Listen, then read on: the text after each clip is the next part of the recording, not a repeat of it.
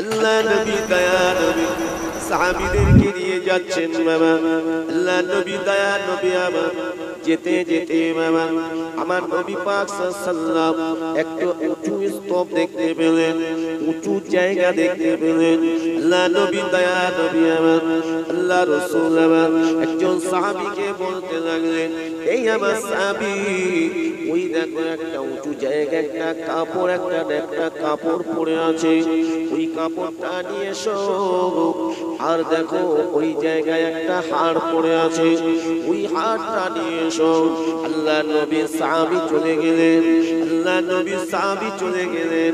ওই আপনার কিনা ওই কাপড়টা, নোংরা কাপড়টা বাবা এমন করে ধ্বংসস্তূপের ভিতর থেকে ওই ময়লা কাপড়টা নিয়ে আসলেন। আল্লাহ নবী দয়া নবীর সামনে আনলেন, আল্লাহ নবীর সামনে একটা হাড় নিয়ে আসলেন।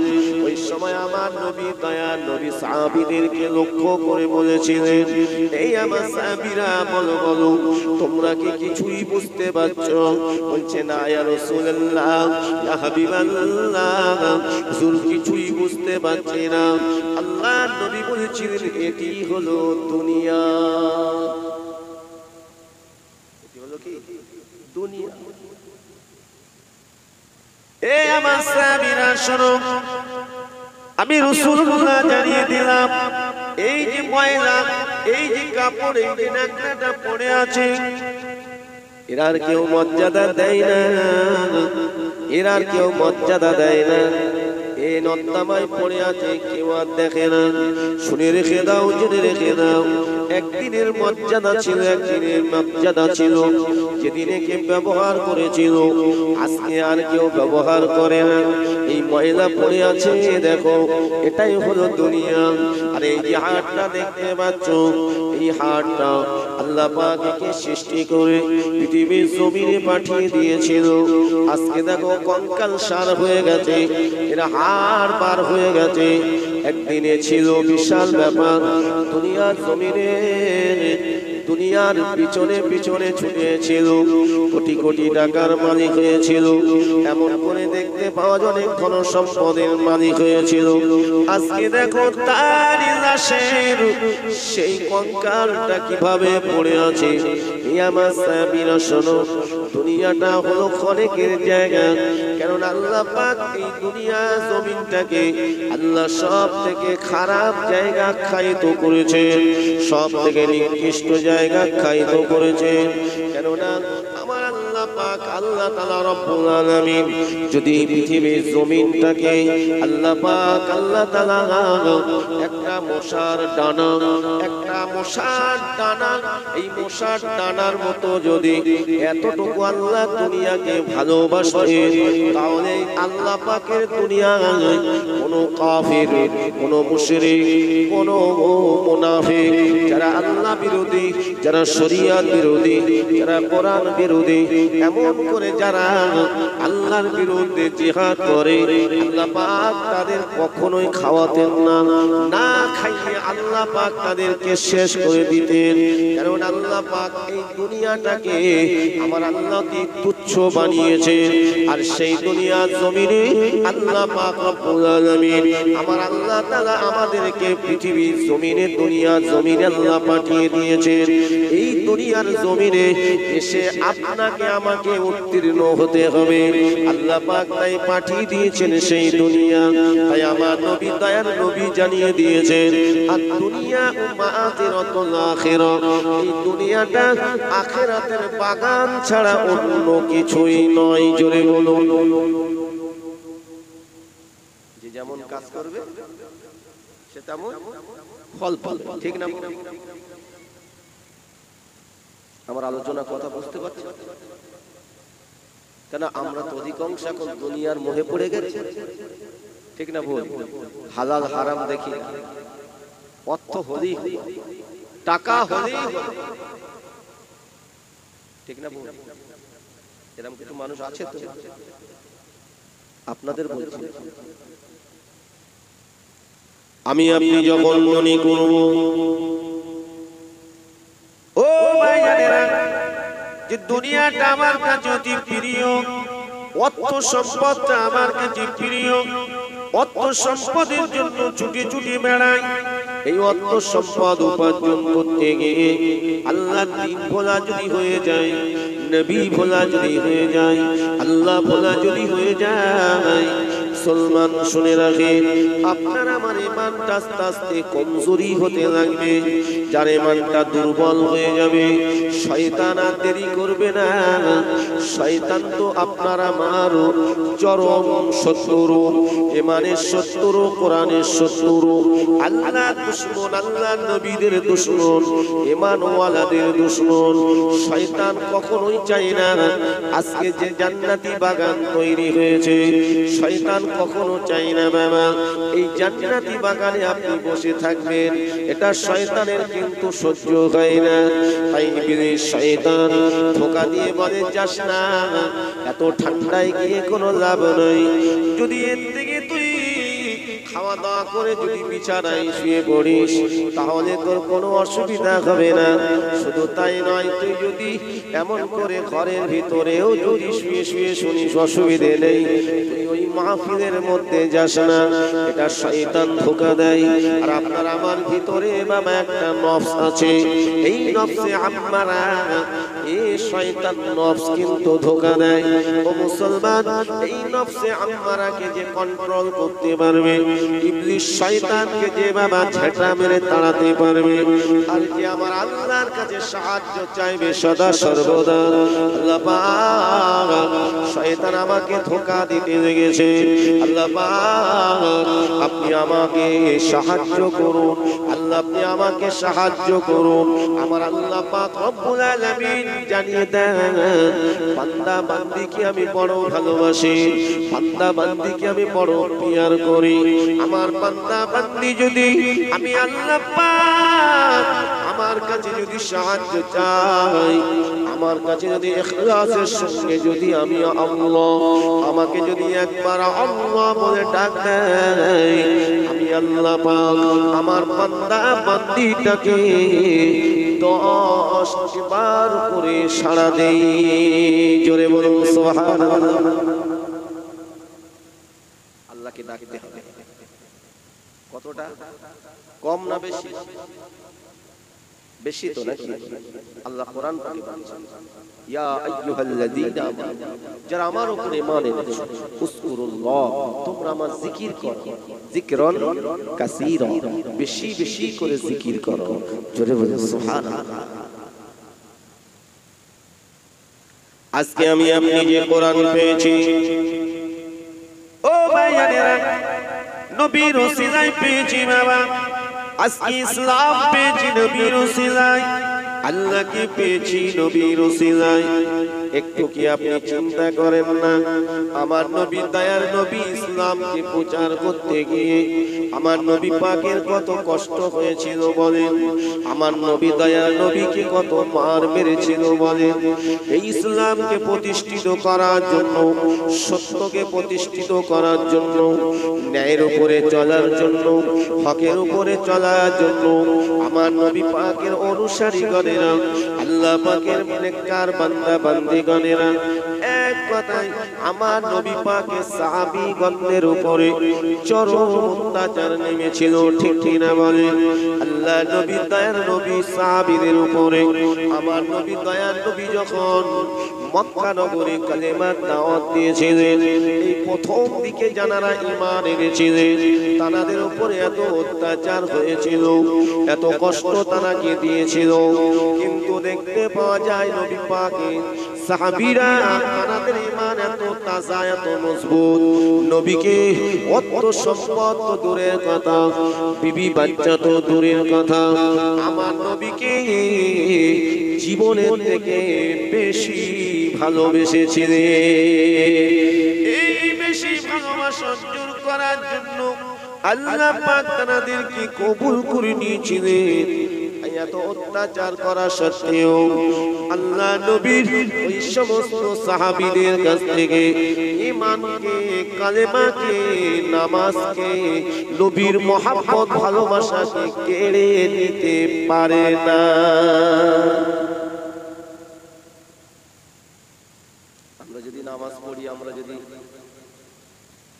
কোরআন তেলাওয়াত করি, কেউ মারবে? কিভাবে? আপনার গ্রামে কেউ আপনার উপর অত্যাচার করে? মসজিদে গিয়ে নামাজ পড়লে যে রাস্তাটা তৈরি করে দিয়ে গেছে আমাদের প্রিয় নবী মুহাম্মদ রাসূলুল্লাহ সাল্লাল্লাহু আলাইহি ওয়াসাল্লাম, জোরে বলে সুবহানাল্লাহ। সেই আমরা যদি সেই অন্যায় পথে চলি, যদি কষ্টটা বেশি হবে, আর কথা বলে আমার নবীর কষ্ট। আমার নবী দয়াল নবী দু জানি বাদশা নবী আমার জানিয়ে দেন, আল্লাহ রাসূল জানিয়ে দেন, আমি রাসূলুল্লাহ জানিয়ে দিলাম আমার উম্মত উম্মতিদেরকে আমি এতটাই ভালোবাসি।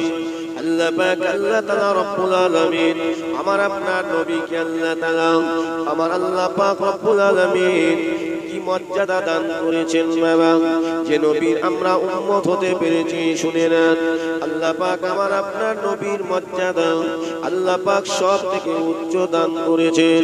কেননা নবী পাক সাল্লাল্লাহু আলাইহি ওয়াসাল্লামের ওসিলায় আল্লাহ পাক সব কিছু সৃষ্টি করেছেন। আমার আপনার নবীর ওসিলায় আল্লাহ পাকের দয়ার জান্নাত মিলবে, জোরে বলুন। আমার আপনার নবীর ওসিলায় হাউজে কাউসার আল্লাহ দান করবেন। কেননা বাবা হাউজে কাউসারের পানিটা দয়ার নবীর নূরের হাতে থাকবে বাবা। কেননা আল্লাহ পাক কোরআন পাকের মধ্যে সূরা কাউসারের মধ্যে জানিয়েছেন, ইন্না আ'তাইনাকাল কাউসার। আল্লাহ পাক রব্বুল আলামিন বলেন, নিশ্চয় আমি কাউসার দান করব। ওই কাউসারের পানি জানার হাতে থাকবে। তিনি হলেন আমাদের নবী, তিনি হলেন তাজদারে মদিনা হযরত মুহাম্মদুর রাসূলুল্লাহ সাল্লাল্লাহু আলাইহি সাল্লাম। আল্লাহ নবী জানিয়ে দিয়েছেন, যখন কিয়ামত শুরু হয়ে যাবে, কিয়ামতের ময়দানে আমার উম্মত উম্মতিরা আল্লাহ পাকের বান্দা বান্দীরা পানি পানি পানি পানি করে চিৎকার করবে।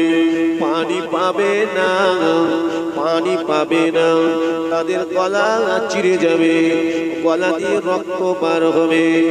পানি পাবে না, পানি পাবে না। আল্লাহ পাকের নবী দয়ার নবী তো জানে বাদশা নবী জানিয়ে দেন, ওই কিয়ামতের ময়দানে হাসরের ময়দানে আমি রাসূলুল্লাহ আমার হাতে হাউজে কাউসার থাকবে। আমি নবী আমার আল্লাহ পাকের নির্দেশে, আমার আল্লাহ পাকের নির্দেশে আমি রাসূলুল্লাহ নিজে হাতে করে যাদের পানি পান করাবো। আল্লাহ নবী দয়ার নবী বলেন, ওই হাউজে কাউসারের পানি যে একবার পান করবে অনন্তকালের জন্য তার আর পানির পিপাসা লাগবে না। আরেকটু জোরে বলুন, পানির পিপাসা লাগবে না। নবী পাক সাল্লাল্লাহু আলাইহি ওয়াসাল্লাম তিনি আমাদেরকে কতটা ভালোবাসেন, আর আমরা নবীকে কতটা ভালোবাসি। একেবারে শুরু থেকে বলছি, আমার নবী দয়ার নবী রাহমাতাল লিল আলামিন নবী আমার যখন গোপনে কালেমার দাওয়াত দিচ্ছিলেন, আল্লাহ পাকের নির্দেশ, আমার আল্লাহ পাকের নবী দয়ার নবী আমার 3 বছর গোপনে কালেমার দাওয়াত দিয়েছিলেন। ও মুসলমান শুনে রাখেন, আল্লাহ নবী দয়ার নবীর উপরে আল্লাহ পাক যখন আমার আল্লাহ তাআলা জানিয়ে দিলেন, হাবিব এবার আপনাকে প্রকাশ্যে কালেমার দাওয়াত দিতে হবে। আপনি সর্বপ্রথম আপনার আপনজন দিগকে দ্বীনের দাওয়াত দিন। সর্বপ্রথম আপনার আপনজন যারা তাদের কাছে কালেমার দাওয়াত দিন। আল্লাহ নবী দয়ার নবী রাহমাতাল লিল আলামিন নবী আমার সর্বপ্রথম আপনজন বলতে আমার নবী পাকের চাচা গণেরা, আমার নবী পাকের চাচি আম্মা জান গণেরা, আমার আপনার নবী পাকের ফুফু আম্মা জান গণেরা, আমার নবী পাকের চাচা তো ভাইরা। আল্লাহ নবী দয়ার নবী তো জানে বাদশা নবী আমার যখন আল্লাহর নির্দেশ পেলেন, কারণ আল্লাহ নবী নিজে থেকে কোনো কিছুই করতেন না। আমার আল্লাহ পাকের নির্দেশ না হওয়া পর্যন্ত আল্লাহ নবী জীবনে নিজে থেকে কোনো কথা বলেন নাই, কোনো কাজ করেন নাই। ওয়া মা ইয়ানতিকু আনিল হাওয়া ইন হুয়া ইল্লা ওয়াহয়ুন ইউহা। আল্লাহ পাক জানিয়ে দেন যেটা আমার নবীকে ওহী দ্বারাই জানিয়ে থাকি সেটাই আমার নবী বলেন। জোরে বলুন সুবহানাল্লাহ। আল্লাহ পাক নবীকে কি নবী করেছেন? রাহমাতাল লিল আলামিন নবী করেছেন। সমস্ত সৃষ্টির জন্য আল্লাহ পাক নবীকে রহমত স্বরূপ করে দয়া সাগর করে পাঠিয়ে দিয়েছিলেন। জোরে বলুন, আরো জোরে বলুন সুবহানাল্লাহ। কেন আল্লাহ পাক আমার নবীর আসার আগে যত নবী রাসূল পয়গম্বর পাঠিয়েছিলেন আল্লাহ পাক একই সময় 5 জন 10 জন নবীকে পাঠিয়েছিলেন।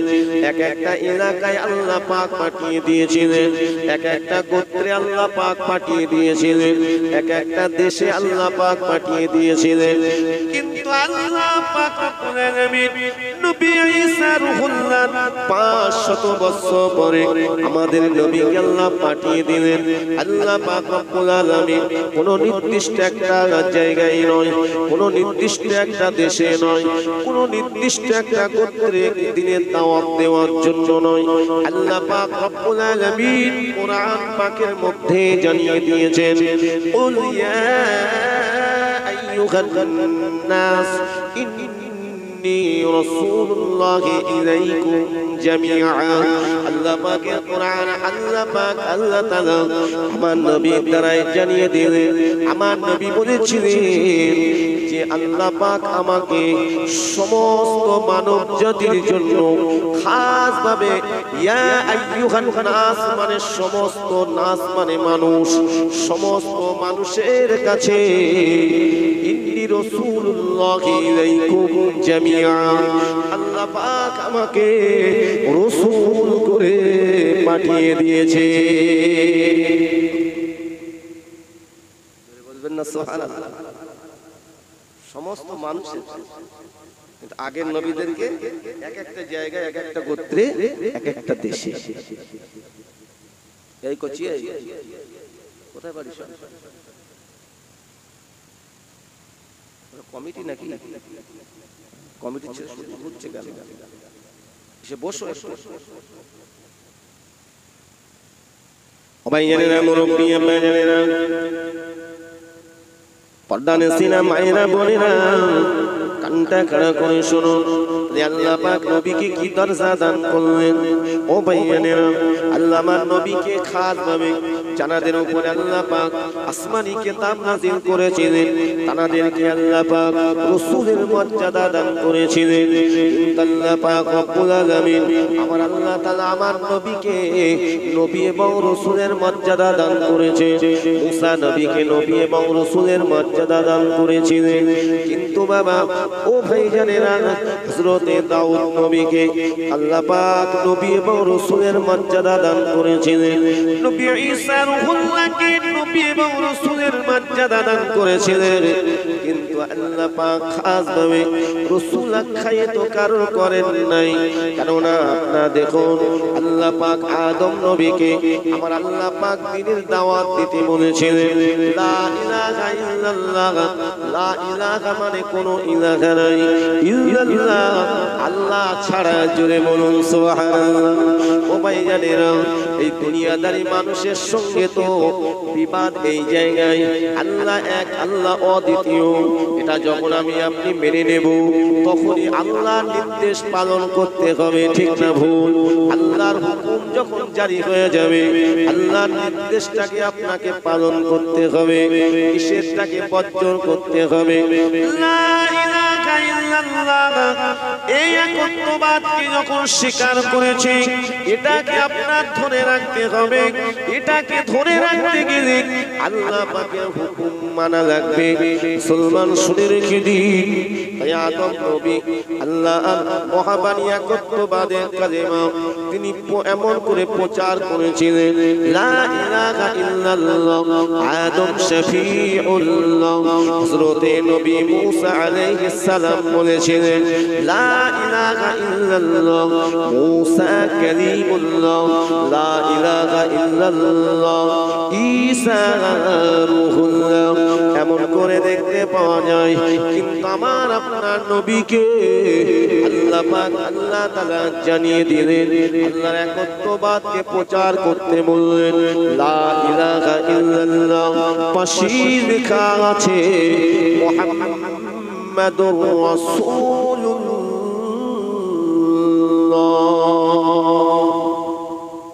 সাল্লাল্লাহু আলাইহি ওয়াসাল্লাম। রাসূলুল্লাহ আল্লাহ পাক খাস ভাবে আমার নবীকে রাসূল হিসাবে तमाम বিশ্বে আল্লাহ পাক জানিয়ে দিয়েছে। জোরে বলে সুবহানাল্লাহ। আপনারা বলেন, আমাদের নেতার মর্যাদা আল্লাহ উচ্চ করেছেন, সেই নেতার যদি আমরা অনুসারী হই, তার ভক্ত যদি হই, তাহলে আমাদের মর্যাদা নিচু হবে না? কথা বলেন, কিন্তু উম্মতের মর্যাদা নিয়ে যদি আমি আপনি উম্মতের দাবিদার হয়ে যদি উম্মতি মুহাম্মাদির আদর্শ না মেনে শয়তান ইবলিসের যদি অনুসরণ করি, তাহলে কি নবীর উম্মত হিসাবে গণ্য হবে? আমরা তো নবীকে দেখি নাই। আবু লাহাব, আবু জাহিল, উতবা, শাইবা তারা নবীকে দেখেছিল, ঠিক না ভুল? কিন্তু ওদের নসিব, ওদের কপাল ফাটা, ওরা আমার নবীর উম্মত মর্যাদা পেল না, অনন্তকালের জন্য জাহান্নামী হলো। আল্লাহ পাক ওদের আশরাফুল মাখলুকের মর্যাদা দিয়ে পৃথিবীর জমিনে আল্লাহ পাঠিয়ে দিয়েছিলেন, ঠিক কিনা? যেমন আমাদের কি আল্লাহ আশরাফুল মাখলুকের মর্যাদা দান করেছেন। আমার আল্লাহ পাক তো জানিয়ে দিয়েছেন, ওয়ালাকাদ কাররামনা বানি আদম। আল্লাহ পাক আল্লাহ তাআলা রব্বুল আলামিন বলেন, আমি আদম এবং আদমের আওলাদদিগকে সবথেকে সেরা করেছি, আশরাফুল মাখলুকের মর্যাদা দান করেছি। আল্লাহ পাক অপর আয়াতে জানিয়ে দিলেন, লাকাদ খালাকনাল ইনসানা ফি আহসানি তাকওয়িম। আল্লাহ পাক বলেন, আমি মানবকে সবথেকে সুন্দর করে তৈরি করেছি। একটু জোরে বলা যাবে কি সুবহানাল্লাহ?